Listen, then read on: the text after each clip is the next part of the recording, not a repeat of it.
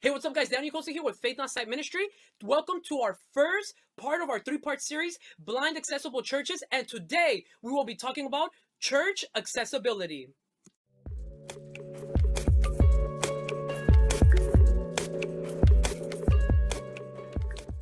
Our three-part series will consist of church accessibility, accessible services, and accessible growth. You know, there's a really big thing nowadays. There's more and more blind people around the world, but there's not enough churches that are actually accessible for the blind. So I want to talk about how can your church be blind accessible. So point number one, etiquette. What is the etiquette in church? What should it be? Well, number one, make sure you do your research. If you know a blind person is coming to your church, you've already taken the first step by watching this video. This is the first step to get there. How do I make my church accessible for the blind? Well, you're gonna have a lot of information in this upcoming series that we're gonna have, including this part. So, how do you ask someone if they need help? Don't just go up to someone and pull them by the arm and assume that a blind person needs help being guided to somewhere. Make sure you ask before you act, right? Ask before you act. In other words, don't just come up to me and hold my arm and be like, yep, let's go. And I'm like, dude, you don't even know where I'm going. Like, where are you taking me, you know?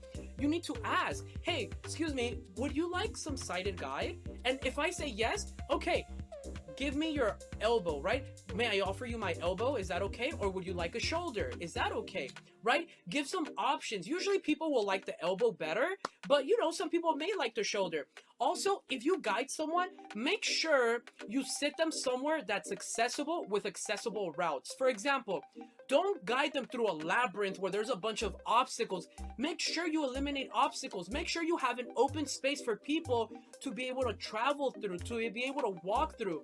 Also, keep them close to an emergency exit. The last thing you want is there to be an emergency and a blind person have difficulty leaving that huge temple or that room, all because of what? Because there wasn't accessible routes, right? So you need to be prepared. You need to be ready. Do your research, right? Now, another thing is, if you're gonna ask somebody if they would like prayer, okay, ask politely. Remember, blind people are not deaf people. They may be, but not all blind people are deaf, right? Some blind people like me, I may not be able to see, but I can hear you clearly. I've been in situations where some people will go up to my mom and they will tell her, hey, can you tell your son blah, blah, blah, blah, blah.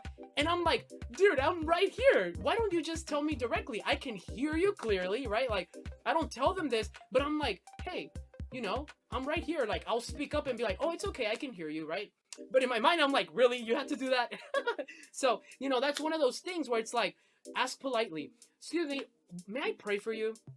Right? You need to remember, if I have my eyes closed, yeah, I might be blind, but I also close my eyes, right? I'm like praying and everything, and then somebody will come up to me and be like, hey, how are you? And I'm like, oh, whoa, like I was kind of focused in prayer, you know? So next time you want to pray for someone and you see somebody eyes are closed, and I think this goes for both blind and not blind people, tap them on the shoulder and be like, excuse me, may I speak with you?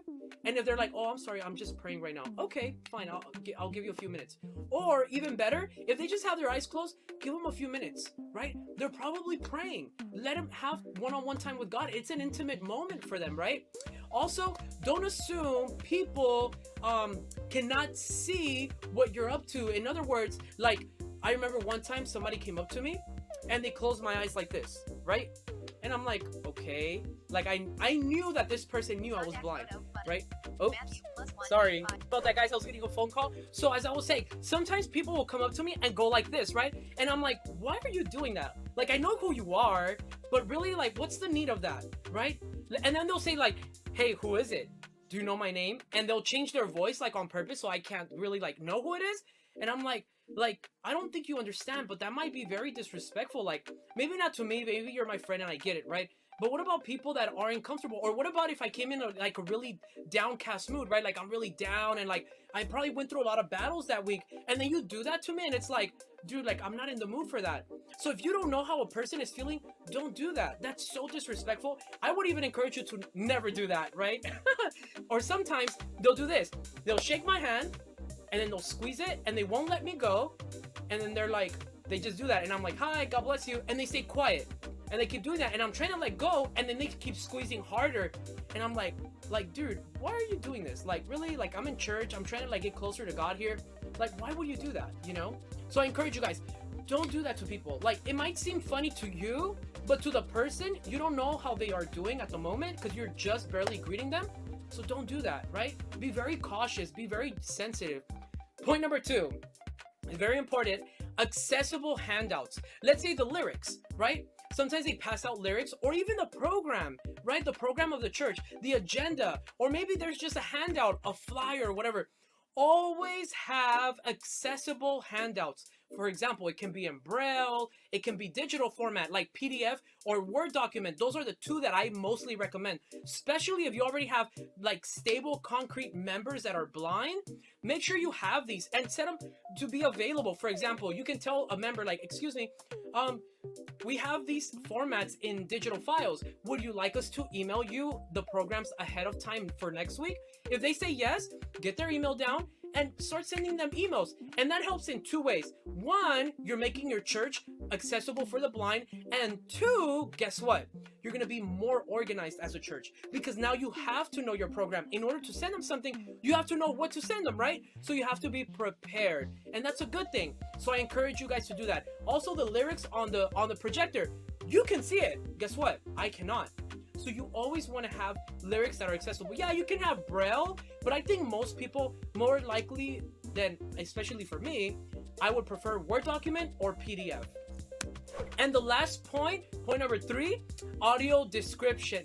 Audio description is basically someone or something, maybe it's, I don't know, some type of technology, will describe for a blind individual what is supposed to be seen, especially important points. For example, let's say they're going to show a movie or film, right?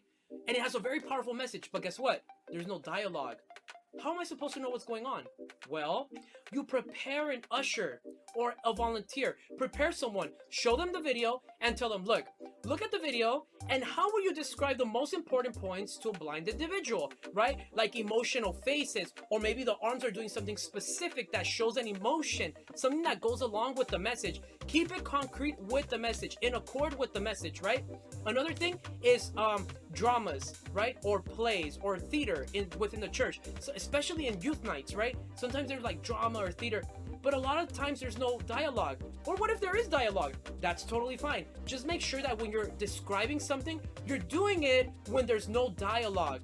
That way the person that's blind can capture the dialogue, but they're also capturing the description. But the best thing you can do to make and be very effective in this is to prepare.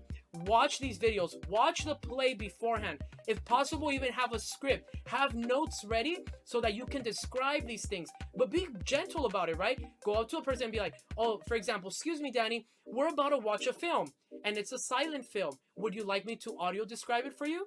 Okay, fine. But if they say no, don't get hurt. It's totally fine. That's okay, right? They just might want to just listen to the music. But if they say yes, perfect. You prepared, and that's so welcoming. I'm going to feel like more part of the church. I'm going to feel part of the body of Christ, right? And this is very important, okay? So remember, even lyrics, right? I may not even be able to see the lyrics. And what if you guys didn't prepare a digital file? Well, it's okay. You can have someone come and read me what's on the screen.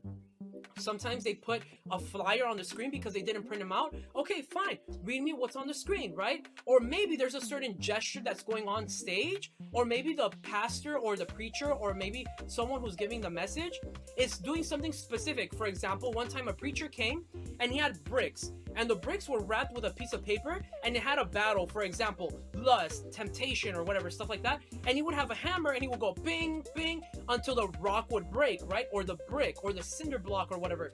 Well, I wouldn't be able to know that unless somebody explains that to me, describes it to me. I can probably tell there's a hammer hitting something, but I don't know he's breaking a stone that's labeled with temptation. And that's a very important part of that pastor's message. And I need to be able to capture that, right? Sorry, I was probably looking away from the camera the whole time. But anyways, blind moment. But anyways, yeah. So, please, please, please support this video. Share it. Put a like on it. And share with those that go to church or that are part of a church and they want to know how to make their churches more blind accessible. That way, there could be more accessible churches for blind people. There's so much more blind people that would love to go to church, but they're not accessible, and that can discourage somebody. So remember to support us also by subscribing, putting a like, and sharing with all your friends. Thank you guys very much. May God bless you guys. Remember, part 2 will be accessible services. And remember to walk by faith and not by sight.